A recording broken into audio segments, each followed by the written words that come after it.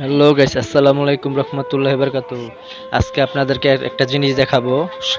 এত পরিমাণ রোদ, গরমের চাপ, তাই আমি একাই খালি গায়ে চলে এসেছি। অনেক দূরের রাস্তা, তো আপনাদেরকে জিনিসটা দেখাবো। সবাই ধৈর্য সহকারে দেখুন।